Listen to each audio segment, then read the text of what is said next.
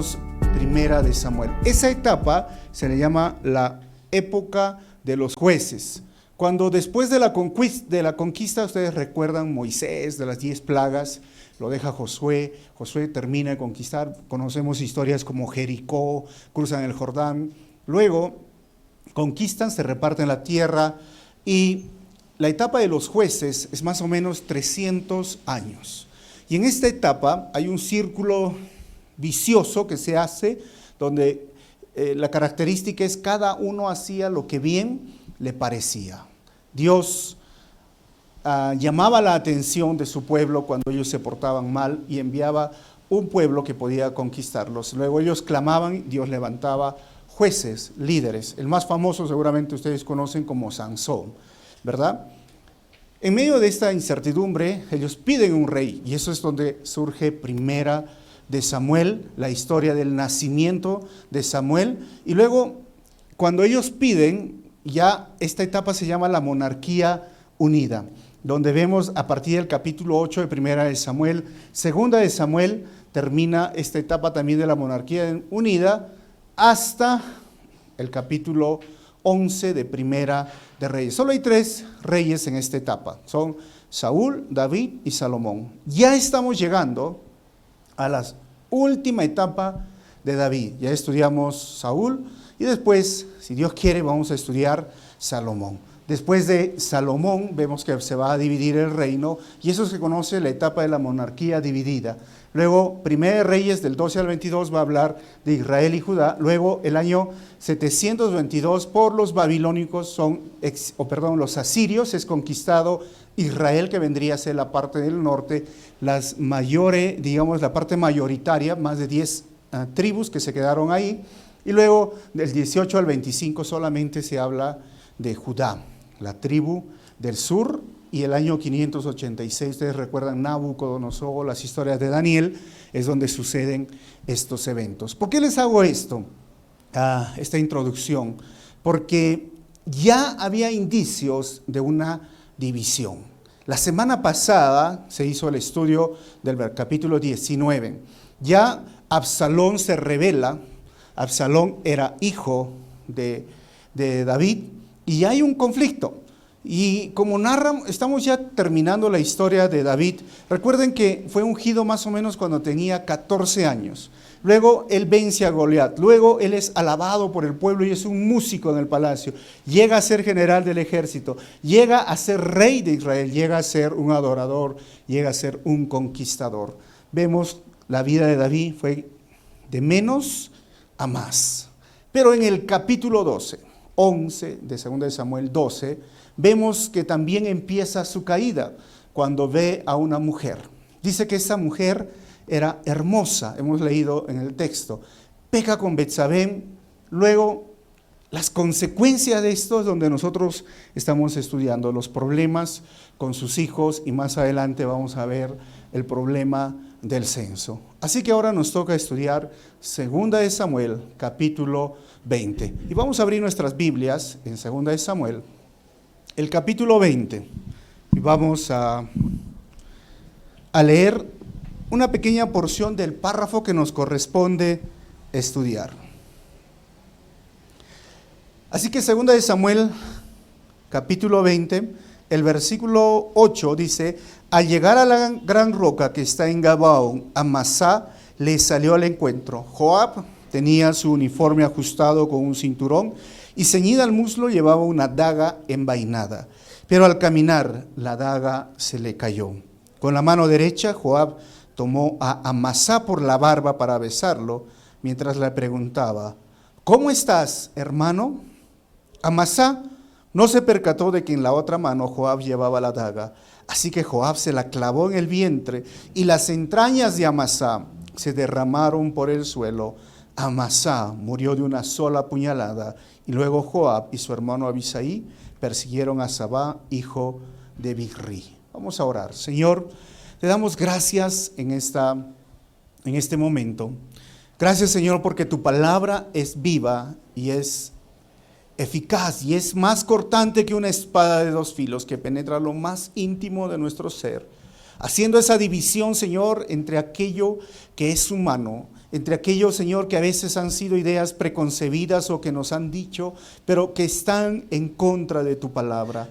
Háblanos, Señor, a través de estos versículos y usa mi vida para compartir de tu palabra. Te pido esto en tu nombre, Jesús. Amén. Entonces, empezando el capítulo 20, puse un título a este capítulo que sería El poder de la buena comunicación. Pero la historia que va en el fondo es David y Sabá. Ahora, este capítulo está dividido en dos partes. Del 1 al 7, Sabá se subleva contra el reinado de David. Y del 8 al 26, Sabá es derrotado por la guardia real de David, dirigida por el cruel Joab. Y a medida que yo voy pasando las diapositivas, van a salir los títulos de cada subdivisión del párrafo. Versículo 1 dice: por allí se encontraba un malvado que se llamaba Sabá, hijo de Bichri, que era benjaminita. Dando un toque de trompeta, se puso a gritar: pueblo de Israel, todos a sus casas, pues no tenemos parte con David, ni herencia con el hijo de Isaí. Capítulo anterior, ya cuando David vence con su ejército, recuerden, Absalón, este hijo rebelde, este hijo que a veces los que tienen varios hijos como papás, hay lo que se le llama esa oveja negra, ¿recuerdan? Se le dice, ¿no? Es rebelde, testarudo, desobediente, mató a su propio hermano, abusó sexualmente de esas 10 concubinas, ¿se acuerdan del rey? Se sublevó y se proclamó rey. David tenía esperanzas de que él pueda vivir y reconciliarse, pero Joab terminó matándolo y los 10 escuderos. En ese momento, él se proclama rey en Israel. Recuerden que son más de 10 tribus, pero no todos estaban contentos. Judá, una pequeña tribu que era de David, estaba con él, pero no todos. Por esto es que surge otro hombre que se llama Sabá. Y Sabá dice: ¿por qué vamos a tener que seguir a este rey? Ahí están las cosas frescas en la batalla.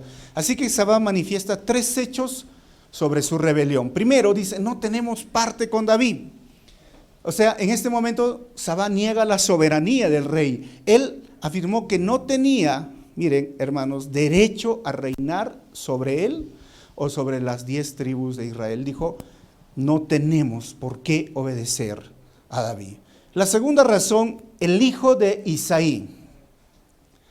Cuando dice el hijo de Isaí, él devalúa la identidad del rey. ¿Saben por qué? Porque Isaí era un humilde granjero, campesino, y Sabá quiso hacer énfasis en los humildes orígenes de David.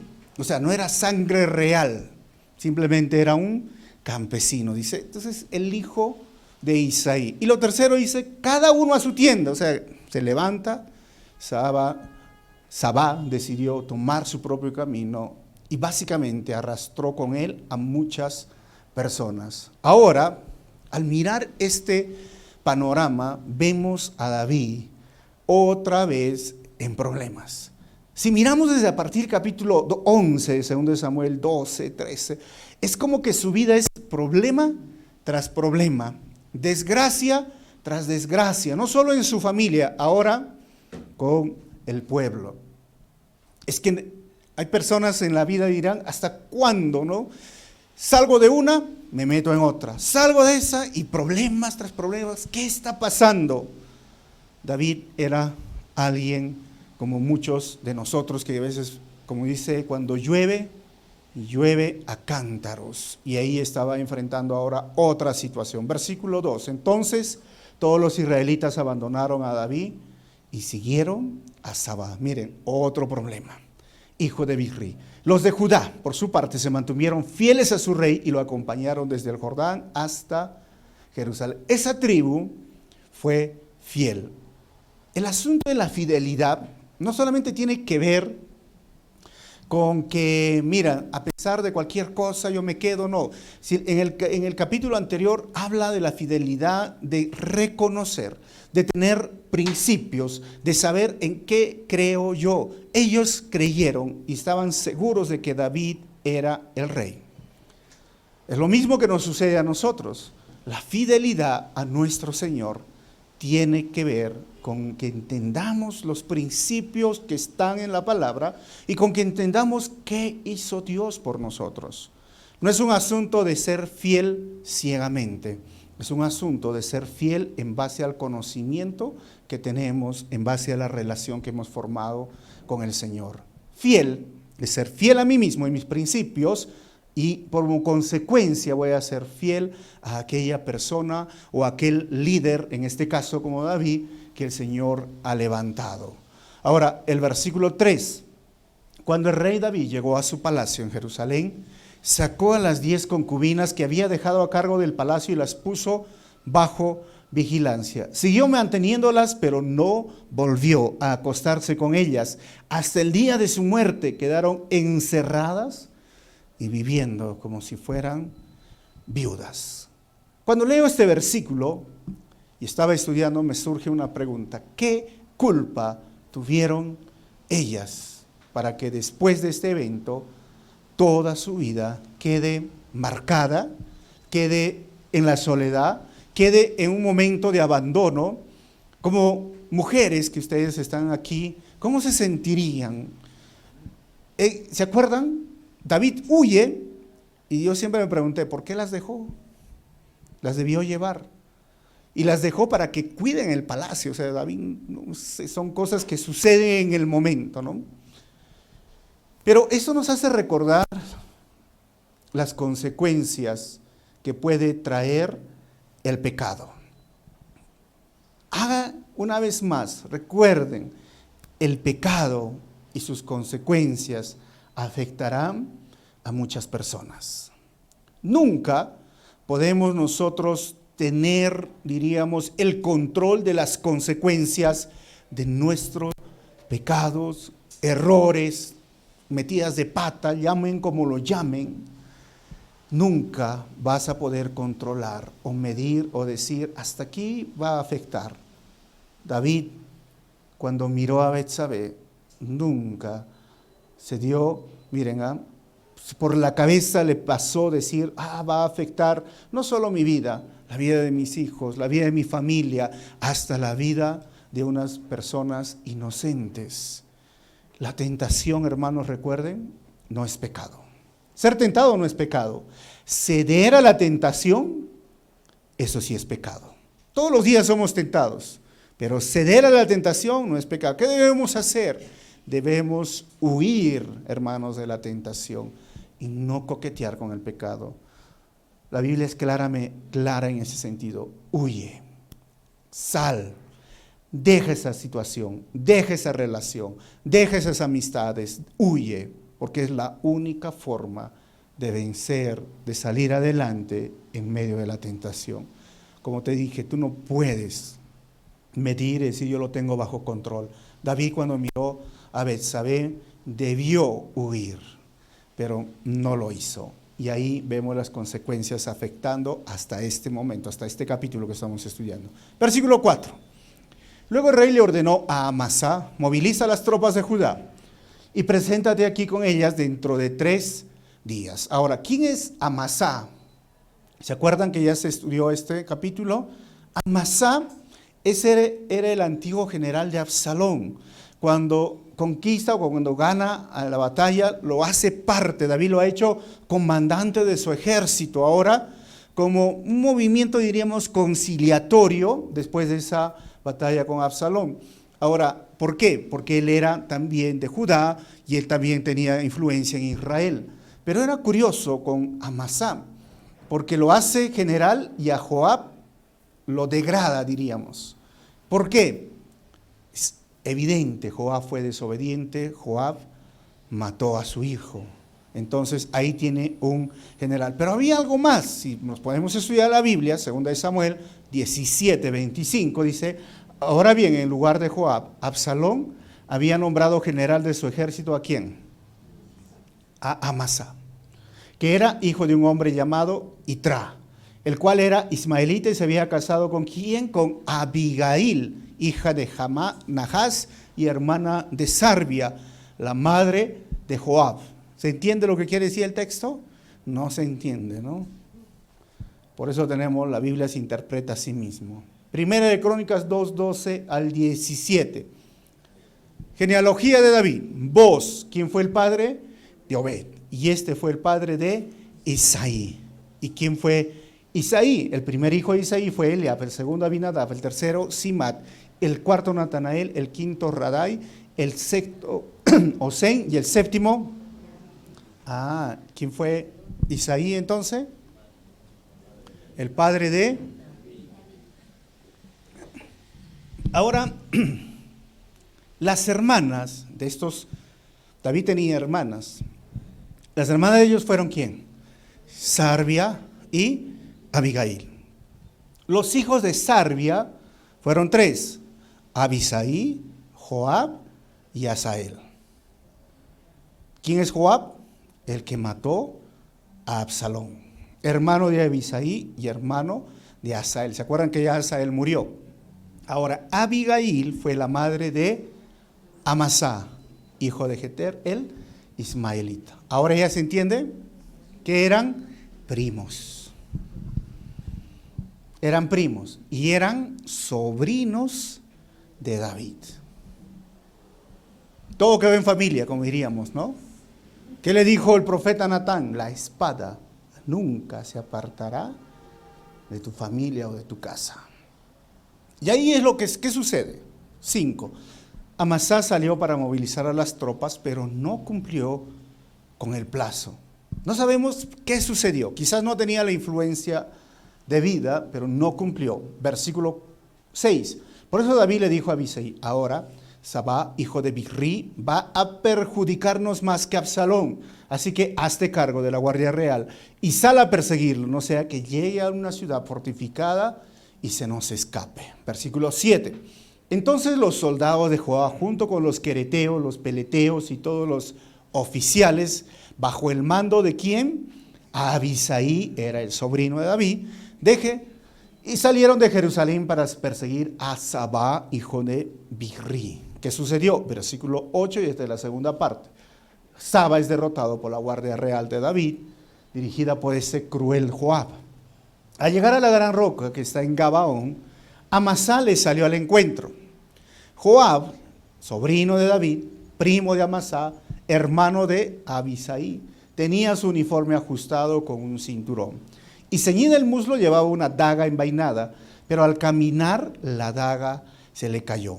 9. Con la mano derecha Joab tomó a Amasá por la barba para besarlos mientras le preguntaba: ¿cómo estás, hermano? Y era literal, porque así se trataban, primos, hermanos. Y tomarle de la barba era una señal de amistad, de cariño, de afecto. O sea, era mucha confianza, porque el judío no se dejaba así nomás agarrar su barba, hermanos, ¿sí? Es como hoy día las mujeres, cuando les agarran el cabello, hay mujeres que lo que no agarra es mi cabello, no sé, bueno. Era de confianza. Versículo 10.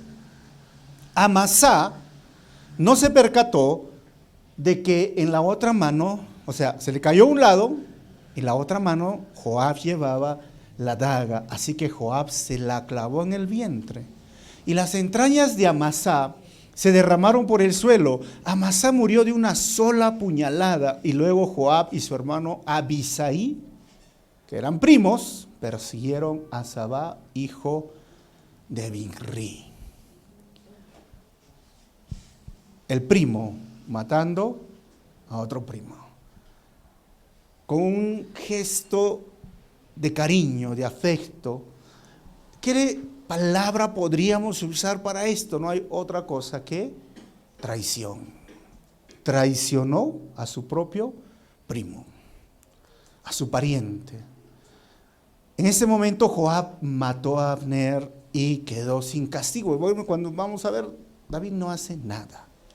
Lo mismo hizo, ¿te acuerdan? Cuando, miren, con Amasá es igual que Abner, Amasá, o sea, no había justicia en este momento. Era como un mal necesario. Joab tenía mucha influencia en el ejército. Ya en el capítulo anterior, ¿se acuerdan cuando Joab lo guapea, como, ¿no? Le llama la atención, le reclama al rey, le dice: oye, si no sales ahorita, para mañana no tienes a nadie acá, ¿se acuerdan? Joab era así este hombre. Recordemos, hermanos, a pesar de que en ese momento no había la justicia, recordemos que todos los malvados enfrentarán la justicia divina frente al Creador y Juez justo. Por eso decimos muchas veces, la justicia tarda, pero llega. Un caso muy parecido lo encontramos en el libro de Jueces, el capítulo 3, versículo 12 al 30, donde Ahod, ¿se acuerdan de esa etapa de los jueces? También asesinó con su mano zurda, pero se le conoce como el campeón zurdo, porque cuando asesinó a ese pueblo enemigo, ese rey, Israel tuvo libertad. Versículo 11. Uno de los soldados de Joab, deteniéndose junto al cuerpo de Amasa, exclamó: todos los que estén a favor de Joab y que apoyen a David, sigan a Joab. 12. Como el cuerpo de Amasá, bañado en sangre, había quedado en medio del camino, todas las tropas que pasaban se detenían para verlo. Cuando aquel soldado se dio cuenta de esto, retiró el cuerpo hacia el campo y le cubrió con un manto. Es que la escena era fea, ¿verdad? No sé si ustedes alguna vez han matado una gallinita para comer, un cuy, no sé, no digo por ahí, lleno de sangre, con entrañas, un hombre ver así, o sea, este soldado tuvo compasión y simplemente lo tapó. Versículo 13, luego que Amasa fue apartado del camino, todas las tropas fueron con Joab a perseguir a Sabá, hijo de Birri. Sabá recorrió todas las tribus de Israel hasta llegar a Abel Bet-Macá, o Bet-Macá, ¿no? Y allí todos los del clan de Birri se le unieron. 15. Las tropas de Joab llegaron a la ciudad de Abel Bet-Macá y la sitiaron. Construyeron una rampa contra la fortificación para atacar la ciudad, y cuando los soldados comenzaban a derribar la muralla, una astuta mujer de la ciudad les gritó: escúchenme, escúchenme, ¿no? Díganle a Joab que venga acá para que yo pueda hablar con él. En otras traducciones o revisiones de la Biblia, habla de una mujer sabia, no tanto astuta, ¿no? Porque en nuestro contexto una mujer astuta como que no suena muy bien, ¿verdad? Pero era una mujer sabia. Ojo, la astucia no siempre es negativa, ¿no? Puede ser positiva porque nos puede ayudar en situaciones como esta. Pero ¿qué hace esta mujer? Mientras que hay un ejército y está derribando su ciudad, ella dice: escúcheme, escúcheme, vamos a hablar, un momentito. Versículo 17. Joab se le acercó y le dijo: ¿es usted Joab?, le preguntó a la mujer. Así es. Entonces la mujer le dijo: ponga atención a las palabras de esta servidora suya. Te escucho, respondió Joab. ¿Qué está sucediendo aquí? ¿Saben qué está sucediendo? Un tiempo, como diríamos en los matrimonios, vamos a hablar. Joab ha venido a pelear, Joab ha venido a destruir, pero ella lo calma, le dice: vamos a conversar, vamos a hablar. A ver, versículo 18. Ella continuó: antiguamente, cuando había alguna discusión, porque ya tenían un problema, la gente resolvía el asunto con este dicho: vayan y pregunten en Abel. 19. Nuestra ciudad es la más pacífica y fiel del país y muy importante en Israel. Usted, sin embargo, intenta arrasarla. ¿Por qué quiere destruir la heredad del Señor? Versículo 20. ¿Qué dice Joab? Que Dios me libre, se replicó Joab. Que Dios me libre de arrasarla y destruirla. 21. Yo no he venido a eso, sino a capturar a un hombre llamado Sabá, hijo de Birri. Es de la sierra de Efraín y se ha sublevado contra el rey David. Si me entregan a ese hombre, me retiro de la ciudad. Muy bien, respondió la mujer. Desde la muralla arrojaremos su cabeza. ¿Qué está haciendo la mujer? Miren, hay un conflicto, hay un problema. ¿Qué está haciendo? conversando, hablando, dialogando, llegando a un momento de resolución frente a este conflicto. ¿Qué hacemos normalmente nosotros cuando hay problemas, cuando hay conflictos? Por ejemplo, si estás casado. Cuando hay problemas, cuando hay conflictos, ¿qué hacen? Pareciera llega un momento donde el que grita más tiene la razón. Cuando hay conflictos en el hogar con los hijos, ¿cómo los resuelves? ¿Gritando? ¿Peleando? Cuando hay conflictos, no sé, en el grupo, en la iglesia, ¿cómo resolvemos? Estos versículos nos enseñan que muchas veces olvidamos una herramienta que el Señor nos ha dado. ¿Sabe qué es? Comunicación. La blanda respuesta calma la ira, pero la necia, la respuesta necia, echa leña al fuego. O sea, lo que está haciendo esta mujer es una comunicación sabia, una comunicación asertiva, donde déjame escuchar. ¿Qué es lo que tú tienes para decir? Deja de expresarme a mí lo que yo tengo que decir. Eso es muy importante, porque a veces cuando se conversa o se discute, no dejas que la otra persona dé sus razones, no respeta su opinión, no respeta ni aún el derecho de equivocarse. Si se equivoca, estás ahí para amenazar. Pero no es la forma en que se deben resolver los conflictos. Y otra forma de la resolución de conflictos es que llegar a un acuerdo. ¿Y qué acuerdos? Mire, cuando hay problemas para resolver podemos decir ganar, ganar, o perder, perder, o ganar, perder, o perder, ganar. Un pequeño ejemplo, como podemos resolver el conflicto. Por ejemplo, si estamos los dos y dos personas nos encontramos 5 soles en el suelo, y tú dices, mira, 5 soles, y viene la otra persona y ¡prum!, se lo alza. Y tú dices, yo lo vi primero. ¿Y qué dice la otra persona? Pero yo lo alcé. Pero si no te hubiera dicho, dice la otra persona, no hubieras agarrado. Pero, ¿qué dice la otra persona? Bueno, si yo no lo hubiera levantado, tampoco lo hubieras tenido. Entonces, ¿qué hacemos? Tenemos un conflicto. Ganar, ganar sería 2.50 para ti, 2.50 para mí. Perder, perder es, ¿sabes qué? Para nadie. ¿Qué hacemos? O ganar, perder es, ¿sabes qué? Yo lo agarré, yo lo perdí, y tú pierdes, yo gano. Pero ahí está perdiendo el que supuestamente gana. O perder, ganar, ¿sabes qué? Te doy tus 5 soles y yo me quedo así. ¿Cómo resolvemos los conflictos? Pues estas son soluciones básicas, simples, que podemos hacerlo en la relación de pareja. Pero ¿a quién le gusta perder, hermanos? Dígame. Algunos dicen, a mí no me gusta perder, por eso no pierdo peso. Dicen, ¿no? Por eso no voy a perder peso. No, pero ¿a quién le gusta perder? A nadie. Pero a veces perdiendo, tú ganas. Porque cuando quieres ganar, muchas veces pierdes. Mira, tú sales con tus 5 soles, pero pierdes la amistad. Pierdes la unidad, pierdes el compañerismo.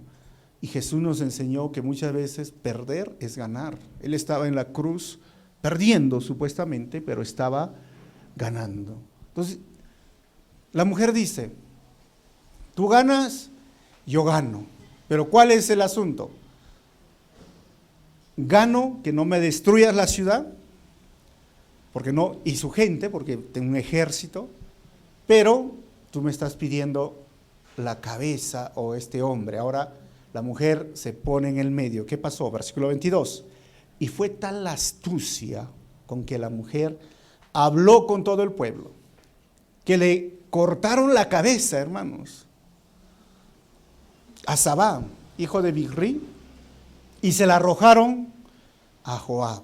Entonces Joab hizo tocar la trompeta y todos los soldados se retiraron de la ciudad y regresaron a sus casas. Joab, por su parte, volvió a Jerusalén para ver al rey.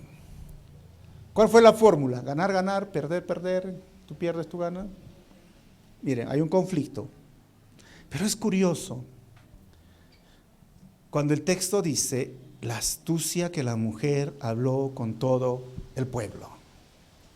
O sea, la idea era no derramar más sangre inocente. Había un hombre que tenía que morir para evitar la muerte de todos. Y bueno, tampoco era de su pueblo, o sea, ¿para qué ganarse un problema? Pero cómo esta mujer fue manejando y se puso en el medio para solucionar un problema. Hasta este momento, las desgracias de la vida de David comenzaron con la belleza de una mujer, ¿recuerdan? ¿Quién era? Betsabé. Pero también los problemas de la vida de David empiezan a terminar con la sabiduría de una mujer. ¿Quién será esta mujer? No sabemos. ¿Cómo las mujeres han interactuado en el Antiguo Testamento, en el Nuevo Testamento? La Biblia nos enseña mucho. Pero cuando leía esto me recordaba lo que decía Proverbios 14:1. La mujer sabia edifica su casa, pero la necia con sus manos la destruye. La mujer tiene un rol muy importante en la relación de pareja, en la iglesia, en la sociedad.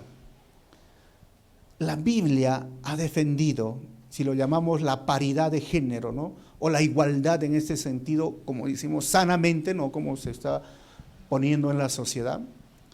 Hombre y mujer somos iguales delante del Señor. En el matrimonio cumplimos roles diferentes. Por esto es que cuando habla este proverbio dice que la mujer sabia edifica su casa, pero la necia con sus manos la destruye. Esta mujer fue sabia. Estamos terminando este capítulo y recuerden la vida al final de Sabá, una vida para salvar la vida de muchas personas. Esa mujer arregló de todo, pero mira, preferimos perder la cabeza o matar a un hombre que matar a muchas personas, y así fueron salvadas. Cuando leí esto me hacía recordar aquello que nuestro Señor Jesucristo hizo. Cuando Juan lo ve a Jesús, dice: he aquí el Cordero de Dios que quita el pecado del mundo. Una vida tenía que darse en muerte, en tortura, como un sacrificio, para que tú y yo podamos hoy tener vida. Quizás no es un cuadro comparativo con Sabá, pero hay una similitud muy interesante. Si leemos Romanos capítulo 5, el versículo 6 dice: a la verdad, como éramos incapaces de salvarnos, en el tiempo señalado, Cristo murió ¿por quién? Por los malvados. ¿Y saben quiénes son los malvados? Nosotros. Imposible de salvar. El versículo 8. Pero Dios demuestra su amor por nosotros en esto, en que cuando todavía éramos pecadores, Cristo murió por nosotros. Y ahora que hemos sido justificados por su sangre, con cuánta más razón por medio de él seremos salvados del castigo de Dios. Y este castigo de Dios es la muerte segunda. Y esa muerte segunda es el infierno. Juan 10:10 dice: el ladrón ha venido a robar, a matar, a destruir, pero Jesús ha venido a traer vida y vida en abundancia. Pero para que tú y yo tengamos vida en abundancia, ¿sabes qué tuvo que hacer Él? Dar su vida en una cruz, torturado y muerto como un vulgar ladrón, para que tú y yo hoy podamos tener vida. Y no solo vida real, sino vida eterna. Jesús dijo: el que cree en mí, aunque esté muerto, vivirá. Por eso nunca debemos olvidar el sacrificio que hizo Jesús para que tú y yo podamos disfrutar hoy de un tiempo de paz con Dios. Y que si tú mueres hoy, ten la seguridad de que tú estás vivo en el Señor. Por eso a los que partieron antes que nosotros, sí, realmente decimos, ellos han empezado a completar su proceso de la salvación. No están muertos, están vivos con el Señor. Termino esta parte del 23 al 26, donde David y su nuevo gabinete. Versículo 23. Joab era general en jefe del ejército de Israel. Benaías, hijo de Joiada, estaba al mando de los quereteos y los peleteos. Ya saben quiénes son los quereteos y los peleteos. Hay que revisar los estudios. Versículo 24. Adonirán supervisaba el trabajo forzado. Josafat, hijo de Ahilud, era el secretario. Ahí, yo lo marqué ahí porque Dios dijo que los israelitas no deberían hacer trabajo forzado. Pero en ese pedido de queremos un rey, ¿se acuerdan que le dijo Samuel? Les van a obligar a sus ciudadanos, sus hijos, así que se está cumpliendo lo que dijo. 25. Seba era el cronista, Sadoc y Abiatar eran los sacerdotes, y 26. Ira el yairita era sacerdote personal de David. Miren, David era un hombre sabio, David era un conquistador, era un buen estratega, pero también sabía tener un equipo alrededor que podían ayudarle, y este sacerdote también estaba a su lado. A partir de este capítulo vamos a ver que ya está llegando a la etapa final. Solo nos queda 3 capítulos, si no me equivoco, para terminar el libro de Segunda de Samuel. Conclusiones finales. Primero, como hemos visto, el pecado es como un cáncer, que sus raíces se extenderán a dañar lo que más amas. Así que ten cuidado. No puedes tú controlar, nunca lo vas a poder hacer. Lo que tienes que hacer, hermano, hemos dicho, huye cuando seas tentado. Segundo, hemos visto, nadie escapará a la justicia divina. Porque a veces vemos a malvados, no les pasa nada, pero recuerden, hay una justicia divina. Tercero, los problemas se pueden resolver con una sabia comunicación y con el deseo de resolver los conflictos. Miren, hermanos, usemos las palabras con sabiduría, la verdad con amor, pedir un tiempo para conversar. No es ir a la agresión, no solo es ir y buscar pelea o que ver quién gana, no, los problemas se resuelven con una sabia comunicación. Y cuarto, Jesús dio su vida para que nosotros obtengamos vida eterna. Nunca olvidemos, hermanos, el sacrificio que hizo nuestro Señor por cada uno de nosotros. Si tú estás vivo hoy, es porque alguien murió. Si tú hoy disfrutas de la vida eterna, es porque alguien fue como un cordero llevado al matadero y no abrió su boca. Así que vamos a cerrar nuestros ojos y vamos a darle gracias una vez más al Señor por la salvación que nos ha regalado. Pero si tú estás en un problema, en un conflicto, yo te animo, hermano, que le digas al Señor, Señor, ayúdame a buscar un tiempo para hablar con esa persona. Recuerden, la respuesta sabia calma la ira, la necia echa leña al fuego. Vamos a cerrar nuestros ojos y vamos a orar.